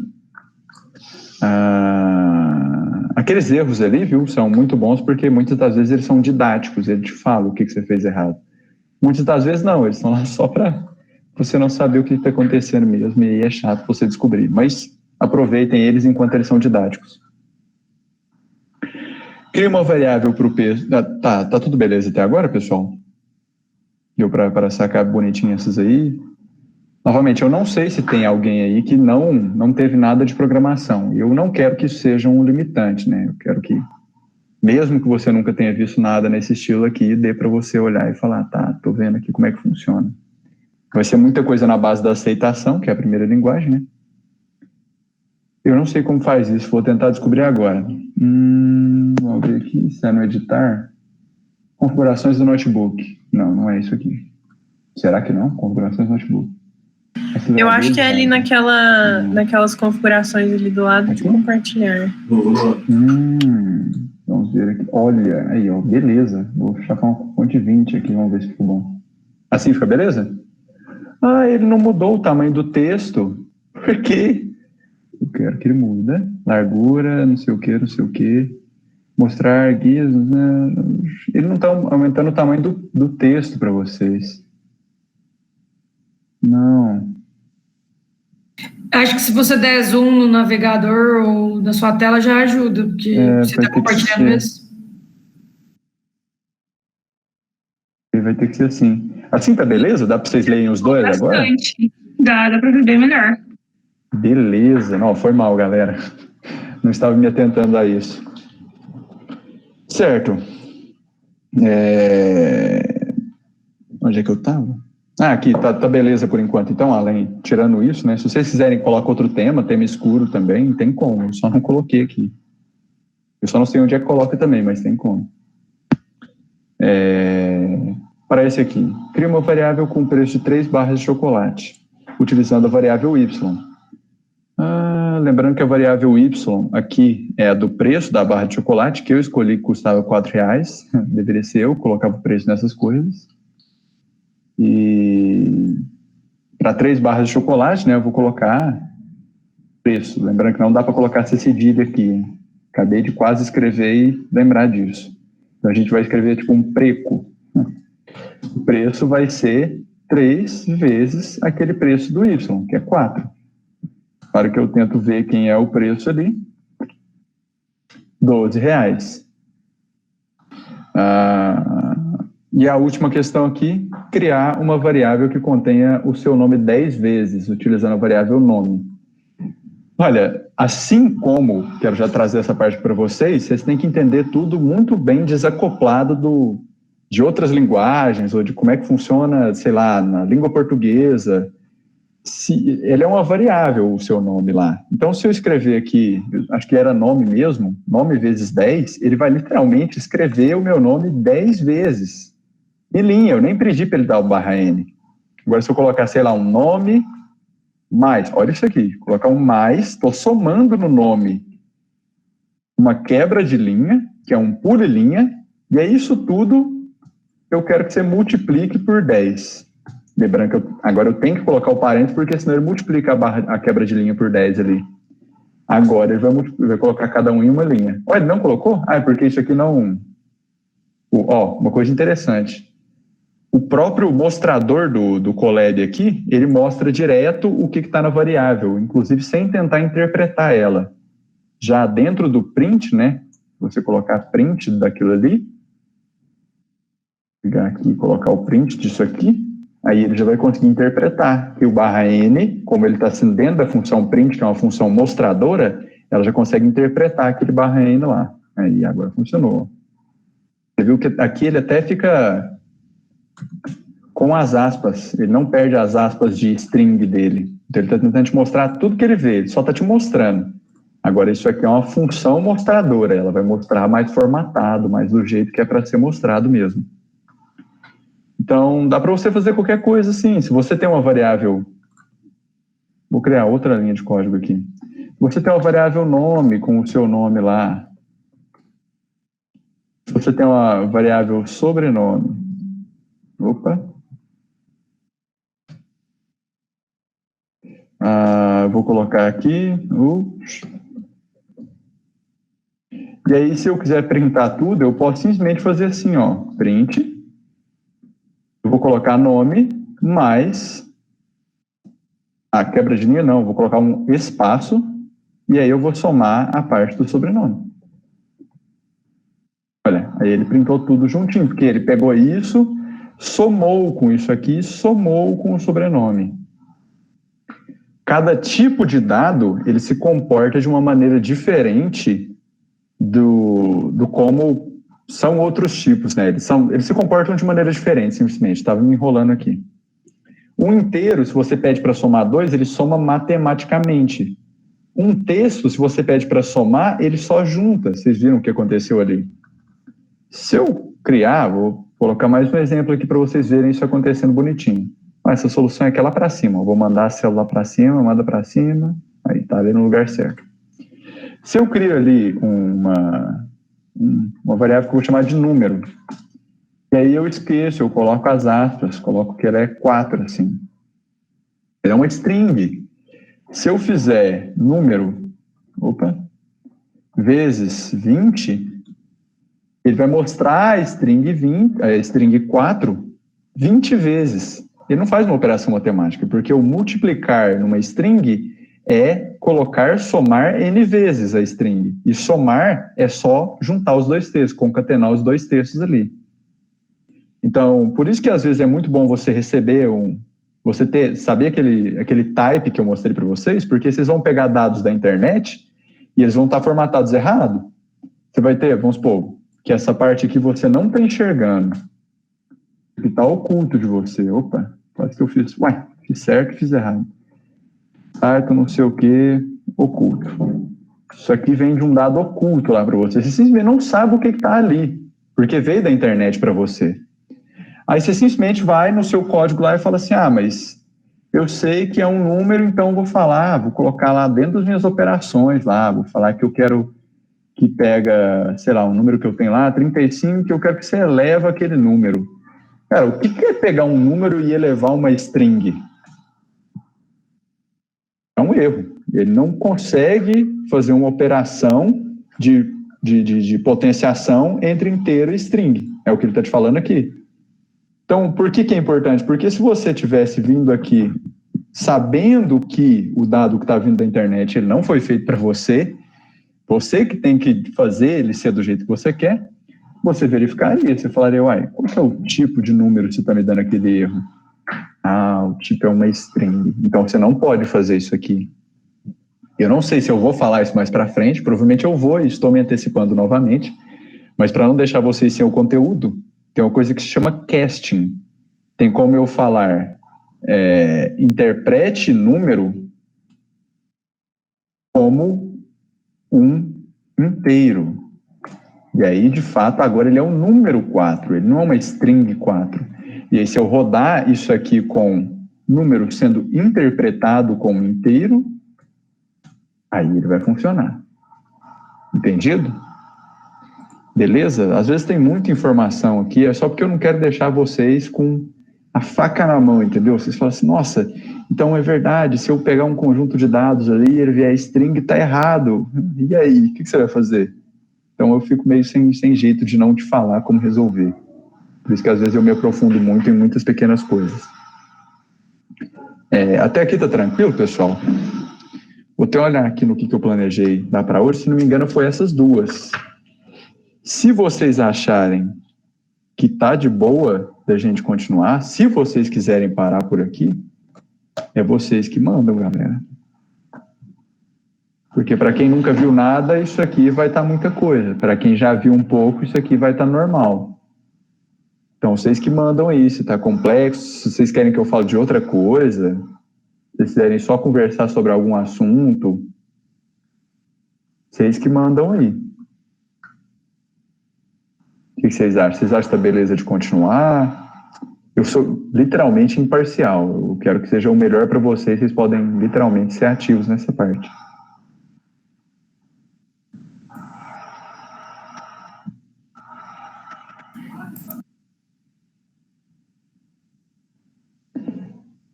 Beleza. Vamos para outra parte então, né? Estou ansioso por chegar em algo mais interessante, digamos assim. Não interessante, né? Mas menos maçante. Não quero que seja maçante para vocês. Não vou me esquecer de dar o zoom aqui para vocês. Para a parte de inteiros e floats, eu só quero tirar umas certas confusões. Né? Eu não queria ser maçante, olha o que eu mesmo fiz. Então, vamos tirar certas dúvidas, certas coisas que acontecem com confusões de inteiros e floats, do que eu posso e não posso fazer, do que vai me resultar em problemas e não, certo? Isso aqui já foi falado, porque eu fico me precipitando, mas vamos passar em cima disso aqui de novo. Se eu tentar verificar o 5, ele vai simplesmente me falar que é um inteiro, que de fato é um inteiro. Tá aqui, ó, está conectando aqui primeiro. Não tem a parte fracionária dele, eu não coloquei um 5.0, mas se eu colocar 1.0, ele já é um float. Ó, aqui ele é um int, aqui ele já é um float. Eu já falei tudo isso, eu não acredito que eu fiz isso aqui. Eu coloquei até uma imagem bonitinha de floats, entendeu? Piadinhas ainda. E aqui na divisão, se eu dividir simplesmente dessa forma, mesmo que o resultado seja 1, ele vai me falar que é um float, porque a divisão ela retorna nativamente um float. E se eu dividir inteiro por inteiro, float por float, tudo vai sempre ser float o tipo. Nunca vai acontecer. Olha que agora ele me retornou aqui que a classe float, então por isso que eu falei para vocês, tudo classe, tudo que tem casa decimal, ele interpreta como uma classe float, igual de biologia mesmo. E aí tem, olha aqui, novamente, eu não paro de fazer a mesma coisa. Tem o casting, que é você, digamos assim, conclamar aquela função, nossa, para que eu usei essa palavra? Você chamar aquele valor, você utilizar aquele valor como tal coisa. Então, eu puxei esse valor aqui, se ele é float, se ele é string, eu quero que ele seja inteiro. Então, use ele como inteiro. Entendeu? Você dá um int e coloca dentro dos parênteses aquele valor lá. O que isso pode gerar? Muita coisa boa, porque você não vai precisar se preocupar com esses problemas se você sempre fizer o casting antes, mas ele também vai te gerar problema, porque e se eu tentar fazer o casting para inteiro da letra S? O que ele vai falar? Não consigo converter o S para inteiro. Isso aqui não vai rolar não. Ó. Quer ver? Se eu tentar fazer o casting para inteiro da letra S. Não consigo. Você não pode fazer o casting para inteiro com S. E eu nem entendi o que essa base tem que ele está falando aqui não, mas não, se você for parar para ver, não tem como você fazer a letra S virar um inteiro. Inclusive, isso aqui é interessante, ó, se vocês clicarem nisso aqui, ele tenta abrir para você a chamada dentro claro, tentando buscar no stack, olha para você ver, inclusive, o que ele usa, aquele comando que eu passei para vocês, site stack overflow. Então, ele tenta achar o que você está tendo de problema no stack. Olha, alguém já teve esse erro, novamente, falando aqui. Alguém já encontrou isso aqui, alguém já teve esse problema. Aí a pessoa está explicando aqui como é que funciona os castings e tal. É uma opção interessante, né? Te agiliza, você não precisa ir lá no Google pesquisar. Clica aqui e já aparece lá bonitinho. Aqui, não sei o que, idade, ó. Vê o tipo da idade, float. Não importa quantos zeros eu colocar, simplesmente ignora aqueles zeros ali, ele vê que é erro meu, sabe? Porque muitas vezes alguém vai escrever com várias casas decimais e você vai fazer o casting, ele tem que saber o que ele desconsidera ou não. Para você converter, de fato, esse verbo que eu falei para vocês, que é casting, você vai fazer o casting da idade que tem float para inteiro, ou seja, agora a variável idade não carrega mais o float 35, ela carrega o inteiro 35, que é um inteiro feito a partir daquele 35.0. Agora o tipo disso aqui é inteiro, eu fiz o casting para inteiro. E aí, se eu tentar fazer o casting de float no 3, ele vai me retornar o quê? O 3.0, eu fiz o casting, transformei de um tipo para o outro. Claro, pode dar esses problemas de indefinição aqui, não existe casting de letra para número, mas existe de um número escrito em forma de string. Oi? Só uma dúvida rápida, se você continuar botando 0, ele vai em algum momento entender como double ou em Python a gente não tem isso? Não. Ele é mais inteligente no sentido de que ele vai ver assim, eu não preciso de um double para guardar isso aqui. Um double, para quem não sabe, galera, quando você tem um float maior ainda. Aqui não chama double, viu? Vai ser ou o float 32 ou o float 64, que é o que seria o double, acho que lá em C, não é?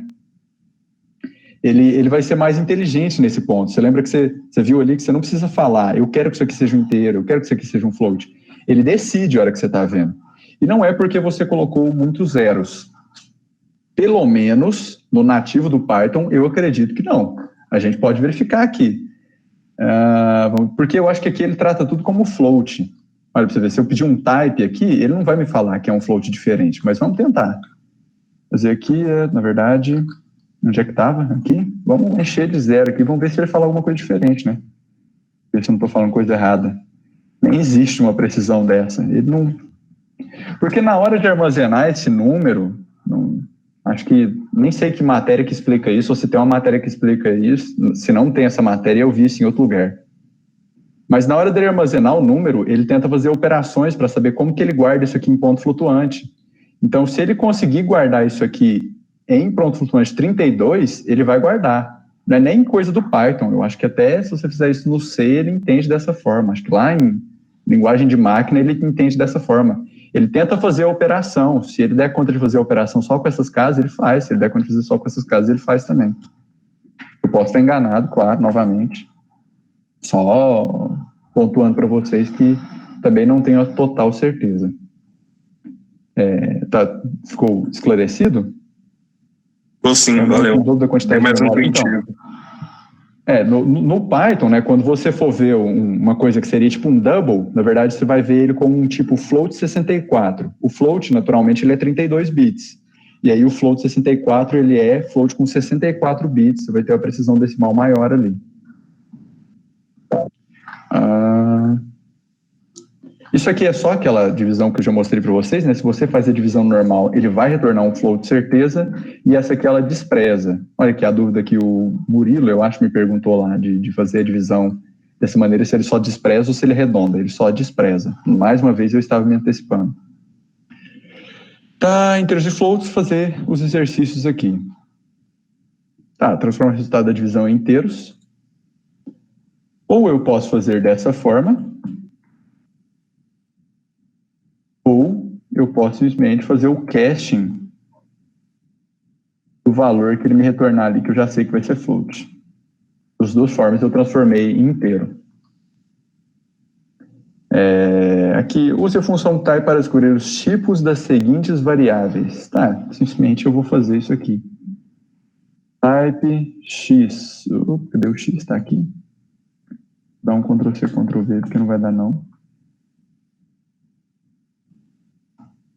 Vamos ver o que a gente encontra. Aqui ele só vai printar a primeira, inclusive. Pode ver. Ué, não está definido, eu não executei isso aqui. Ele vai printar da última aqui, galera. Eu vou ter que colocar um print aqui.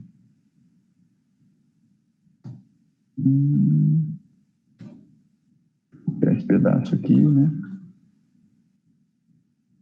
Acho que ele poderia entender sozinho, completar para mim, ele não completou. O primeiro é um inteiro, só 33. O segundo é um float, mesmo que dê 11, é 11.0, então vai dar float. E o outro tem um ponto, já é float certeza. Usando as variáveis do exercício anterior, que já estão em memória, transforme todas elas em int. Então tá, vamos tentar fazer o caching de int aqui, né? Vou fazer linha... Não vou fazer linha a linha, não. Vou printando eles. Primeiramente, o x já é inteiro. A hora que eu faço o caching dele, ele vai me dar inteiro mesmo assim. A hora que eu tento fazer o caching do y, vamos ver o que acontece. 11. Ele conseguiu fazer o caching, era 11.0. Para ele foi simples fazer o caching, belezinha. E se eu tentar fazer o caching de um número que ele é, de fato, com casas decimais? O que vocês acham que ele faz? Aqui. Cadê? Aqui. Ele faz a mesma coisa que aquela divisão lá. Vou colocar 30,6 aqui, 30,7, para ver se é isso mesmo que ele faz. Vou dar isso aqui novamente, para ele ser 30,7, agora vamos ver o que ele faz. Ele simplesmente ignorou aquele 0,7 lá. O quão próximo estivesse... Olha que legal. Ele já me mostra aqui bonitinho. É só você passar o mouse por cima aqui. Ele está falando que o Z é um float, 33,7, antes de fazer o cache, né? Porque eu estava com o mouse sobre o Z aqui. Ele só ignorou a parte decimal. Estava 0,7, mesmo que o arredondamento seja para cima, isso não é uma função de arredondamento, é um casting de ignore. Então, quando você faz a operação, essas duas aqui, né? Quando você escreve isso aqui, lá dentro do Python, é isso aqui que você está fazendo. Você está fazendo o casting int de um 25 sobre 5 só. É só uma chamada diferente para já dizer que você quer que o casting ocorra. Algo assim, entendeu? Utilizando as variáveis do exercício anterior novamente, transforme todas elas em float. Agora que eu transformei elas em int, né?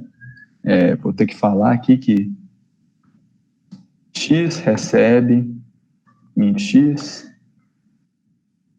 Aqui o y recebe. Novamente o z recebe. E aí aqui, vou executar isso aqui. Eu vou executar essa aqui para fazer o caching ali, né? Depois eu vou ter que desfazer esse caching, digamos assim. Vou ter que voltar tudo para float. O que vocês acham que vai acontecer? Eu vou perder aquelas informações que eu descartei, né? Eu não guardei aquilo lá em algum lugar. Eu fiz o caching e acabou. Agora, por exemplo, se eu pedir para printar, né? Print x, depois do y, depois do z. Eu perdi, é tudo float agora, tá tudo ponto zero, mas aquele ponto 7 eu perdi. Que hora que eu fiz o caching dele aqui, eu joguei z fora, o z original fora, e falei que o novo z eu quero que seja só o caching de inteiro, que é só 33, o ponto 7 foi embora. Então, por isso que aqui eu joguei aquele pedaço fora, é uma coisa boa se denotar. Novamente, esse notebook aqui era mais só para fazer essa pontuação de diferenciar bem como é que vai funcionar, as dinâmicas, você vê se tal problema aconteceu foi por causa daquilo ali. Então, acho que mesmo assim foi importante. Vou pelo menos começar aqui boleando, vocês falaram que está de boa, né? Essa parte foi mais agregada às outras e coisa que eu já falei do que novidade. Vou começar a parte de booleano aqui, só para dar uma base para vocês, ver se dá para terminar nesses 20 minutos também. Tentei não colocar nenhum módulo complexo aqui, num trechinho complexo, para não ficar uma coisa de fim a fim muito pesada também. Ele já entendeu. Então aqui a gente vai ter nos booleanos de operações lógicas coisas como decidir true ou false, só isso. Um booleano puramente dentro do computador, ele é um 1 ou 0, só isso. E aí, quando ele é do tipo bool, ele é interpretado como true e false. Mas lá na memória é só um bit, 1 ou 0. Um bit mesmo, não é um byte não. Só 1 ou 0 lá, beleza, ele já entende qual que é o valor. Mas, quando eu sei que ele é do tipo bool, eu interpreto ele como true ou false. E a gente vai ver mais sobre como funciona isso aqui. Isso aqui é muito, muito útil, muito útil. Essa aqui eu não estou sendo exagerado, isso aqui é útil mesmo. Dá para você ver se coisas existem, se coisas não existem, se elas são diferentes de zero, só fazendo uma pequena operação. Isso é muito importante. Os operadores relacionais são aqueles que falam isso igual a isso. Isso aqui, entende? Aquele igual a igual, o e, o ou, vão ser todos, na verdade o eu e o ou já são operadores lógicos, mas os relacionais é igual, diferente, essas coisas. São extremamente importantes e presentes em qualquer lógica de qualquer programa. Eles são realmente extremamente importantes. Acho que eu estava pensando a mesma coisa na época que eu escrevi isso aqui. Tá, o true ele é equivalente a 1 e ele também é equivalente a false. Se eu tentar fazer o tipo dele aqui, ele vai falar que é bool, que é de booleano, que é de lógica binária, só verdade ou falso, só 1 ou 0, esse tipo de coisa. Isso aqui é realmente muito útil. E aí a gente vai ver aqui, só para falar, né, que o tipo dessas duas variáveis, as palavras true e false, elas são palavras reservadas do Python. Então eu posso simplesmente falar aqui, igual eu falo x recebe 1, vou criar uma outra célula aqui para não ficar ruim aqui para o entendimento. Da mesma forma que eu posso falar que x recebe 1, eu posso falar que x recebe true. Olha, ele ficou azulzinho ali. É uma palavra reservada do Python.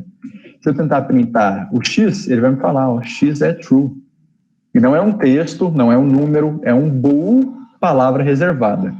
Você não pode, muitas das vezes você pode ter erros no seu programa por tentar usar de outras formas palavras reservadas. Eu não posso falar que true é igual a alguma coisa. True não é, isso aqui não é igual, né? Isso aqui é recebe. Eu não posso falar que true recebe 3, ele é uma palavra reservada. Você não pode designar isso aqui, né? Você não pode designar um valor para uma palavra-chave do Python, para uma keyword já padrão do Python. Ela já é um termo nativo, true. Mas dá para você assimilar uma variável igual você faz com qualquer x igual a 1, x igual a true, por que não? Certo, operadores relacionais, que é aquele que eu te falei, né? Estava me esquecendo dos menor igual aqui, né? As operações relacionais servem para você fazer comparações. Sempre vai ser quando você quer fazer, eu não vou falar sempre, mas muitas das vezes é quando você quer fazer condições. Você só quer fazer isso se duas variáveis forem iguais. Então você tem que fazer um jeito dele entender se elas são iguais. E não é o igual é recebe no Python, e sei lá em quantas linguagens de programação. Aqui você vai ter o igual como 2 iguais, o maior é igual, literalmente, esse jeito que eu escrevi aqui é o jeito que você vai escrever no código mesmo. Isso aqui é menor, maior, menor é igual, maior é igual, igual, e quando tem isso aqui, que é a exclamação, é o diferente, tem que ser nessa ordem. Então vamos lá, dá para você fazer consultas lógicas, digamos assim. 4 é maior que 5? Não, olha que legal. Dá para você ter uma consulta rápida de valores que às vezes você nem conhece. Às vezes você está fazendo um timer, você só quer sair de um loop quando o timer terminar. Esse número é maior do que o limite do timer? Não. O número atual, né? O tempo atual é maior do que o limite do timer? Não. Então, não vai fazer nada. Aí só se for menor, né? Esse número aqui, ele é menor do que o do timer, aí eu faço alguma coisa. Não, pera o contrário, né? Se esse número é maior do que o do timer, então eu já passei do limite. Então, eu saio do meu ciclo ou algo assim. Dá para você fazer consultas lógicas muito fáceis.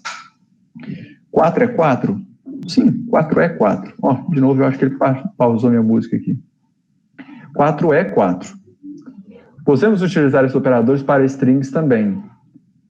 Então, aqui é a hora que você vai ver, eu até escrevi o case sensitivo. Aqui é a hora que você vai ver o case sensitivo que eu falei para vocês. Texto não é igual a texto se for em maiúsculo. Se eu colocar sei lá, vou colocar desse jeito assim, só com uma letra maiúscula não é igual. Só vai ser igual se de fato for exatamente igual em termos de maiúsculas e minúsculas. Vou voltar aqui para deixar documentado do jeito que era false. É muito importante de ver o case sensitive, né? Quando utilizamos operadores booleanos, o true assume o valor 1 e false 0. Então, por isso que você vai ver esse tipo de coisa aqui. True igual a 1, false... aqui eu deveria ter colocado 0, na verdade. É que você está fazendo uma consulta, né? 1 é a mesma coisa que true? Sim. 1 é a mesma coisa que false? Não. Se eu colocasse a mesma coisa que 0, aí ele me falaria sim. Sim. Isso aqui é como se fosse uma confirmação, né? Falso é a mesma coisa que 0? Sim, é a mesma coisa que 0. Eu acho que eu coloquei trocado na hora que eu fui escrever aqui.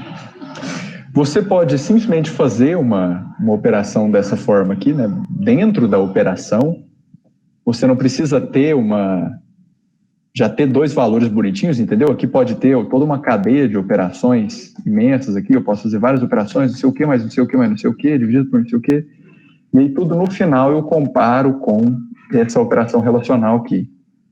Quanto que é 2 a décima? 1024, sei lá, e aí maior é igual a 100? Tem que ser, né?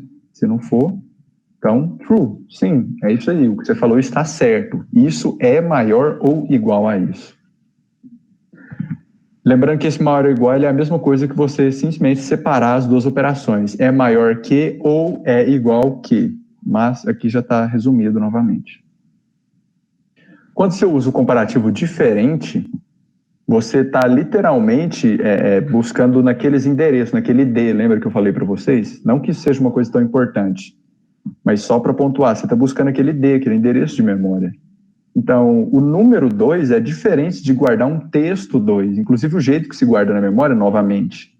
Se é uma string, se é um int, se é um float, você guarda de maneiras diferentes na memória.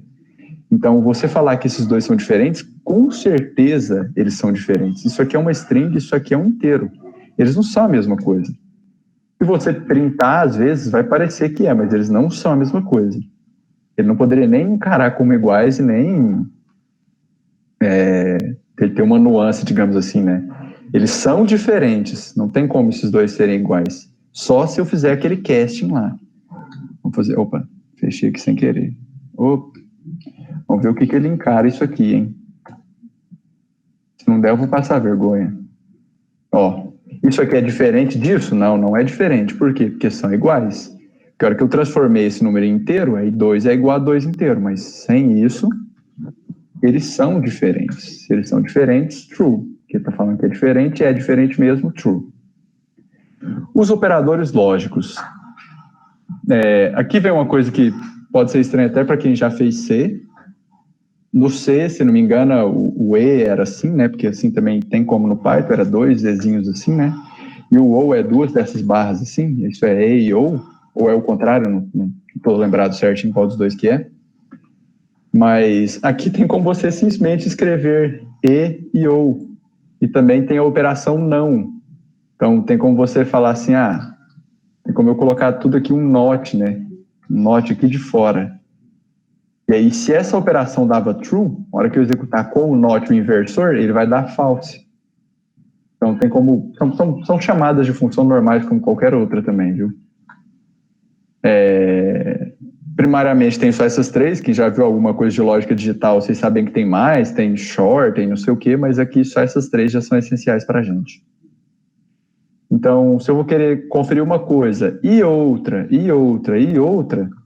se não me engano, dá para fazer criando mais um código aqui, dá para fazer colocando, colocar uma condição 1 aqui, e uma condição 2, e, porque isso aqui é e na linguagem C, se não me engano, e uma condição 3, mas o jeito Python de se fazer isso aqui é colocar a palavra end mesmo, lá, ele ficou de azulzinho, é uma palavra reservada, ele entende o e, ele vai entender o or aqui, ele vai entender o not.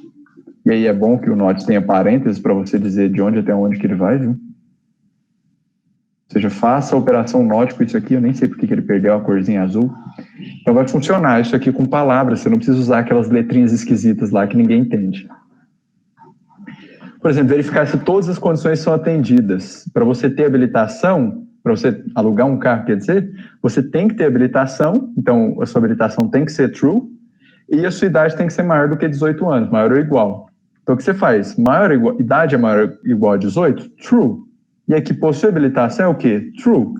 Então, true e true, ou 1 e 1, dá 1. É a operação E normal da lógica. Se esse e esse respeitam, e o respeitar é ser true, então eu vou falar true também. O resultado final dessa operação é true.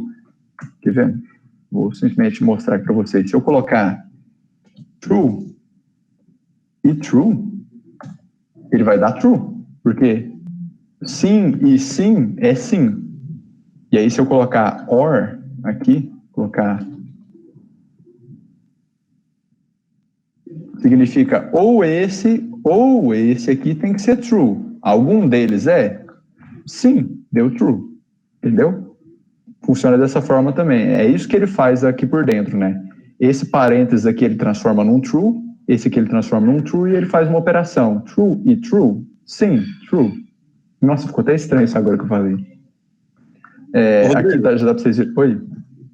Se você bota no teclado ou pede para o usuário escrever true, ele vai entender como um string ou como um true realmente? Você entendeu? Com scanf, por exemplo? Sim. Aqui não é scanf, a gente vai usar uma função lá que chama input, e aí a função input, se não me engano, ela tem um casting interno automático para string. E aí, quando você não quer que esse casting seja o que prevalece, né, você tem que colocar por fora bool. Mas sim, tudo que você escreve aqui é texto. Eu não sei se eu vou tratar isso para frente novamente, deixa eu colocar aqui só para exemplificar porque você perguntou. Se eu colocar aqui input, escreva qualquer coisa. Cadê meu shift? Tá aqui. E aí ele vai ficar esperando, eu vou escrever aqui, batata. Certo. Ele rodou ali. E aí eu quero que você me fale que X recebe isso aqui. Depois eu quero que você me mostre quem é X. Na verdade, eu quero que me fale o tipo de X, né? Para a gente ficar certinho o que você está falando aí. Vou escrever qualquer coisa, vou escrever true aqui. Será que eu buguei? Não, buguei não. Ó, string. Aí o que eu tenho que fazer? Eu tenho que fazer um casting aqui por fora. Eu quero que o que tiver dentro do input, você interprete como booleano antes de atribuir a X. Agora deve funcionar. Entendi. Olha lá, agora virou bool. O que é um problema de você fazer esse casting direto aqui? Cara, se você fizer isso aqui no seu programa, algum ser humano da Terra vai surgir, vai escrever outra coisa. Você vai escrever o nome dela lá. E aí o que vai acontecer? O que é Rodrigo em booleano? Tem como saber, se não me engano vai dar 1, mas o que é isso? O que significa? Entende? Isso pode te gerar problemas. Alguém pode escrever uma coisa lá que ela não queria escrever. Ó, ele entende como true. Quando não está vazio ali, ele entende como true. Mas isso pode gerar problemas de fazer esse casting direto, né? Em programas mais robustos, existe toda uma estrutura de você tratar os erros que pode ter, da pessoa poder escrever alguma coisa errada. Mas sim, o input direto sempre para string, e você tem que fazer o casting para sua coisa de interesse. Você está fazendo seus programinhos lá que você vai testar, você sabe o que sua variável quer, né? Você sabe que você quer um inteiro, por exemplo. Então, a hora que você der ali, você tentar fazer ali, você vai escrever um número ali. Você vai entender, o inteiro. Agora, imagina que você está colocando esse programa aqui para outra pessoa usar. Você vai fazer ela escrever batata ali, e aí a hora que ela confirmar, vai dar um erro no seu programa, vai parar seu programa inteiro, porque você não se protegeu contra esse erro, entendeu? Só a diferença do que seria um programa para você e para outra pessoa. Sempre se preocupe com esse casting. Ele sempre dá algum problema se você deixar as pessoas escreverem.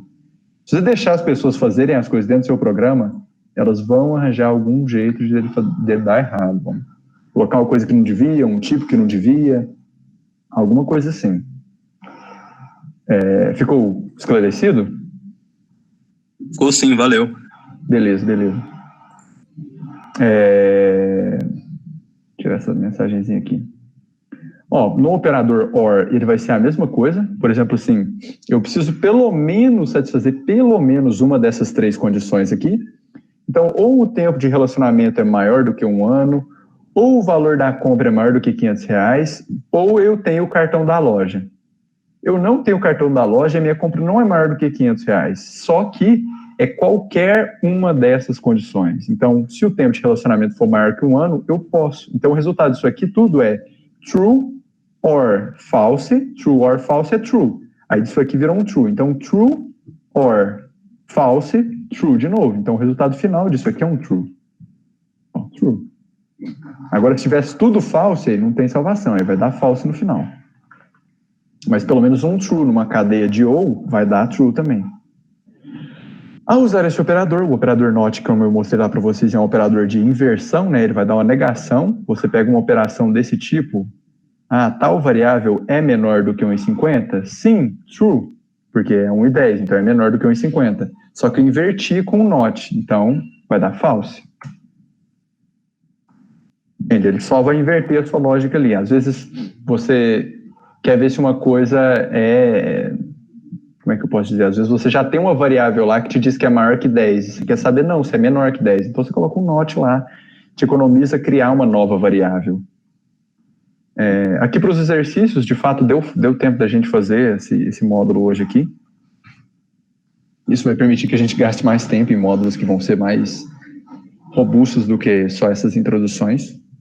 E, assim, se não der tempo para vocês, se vocês quiserem simplesmente sair também, vocês ficam totalmente à vontade aí. É só para quem quiser treinar aqui, eu faço com vocês aqui só para... não tô sacando como é que faz, ou não tá dando o resultado certinho. Então, vou fazer aqui junto com vocês, mas vocês fiquem livres aí para saírem, fazer o que vocês quiserem aí.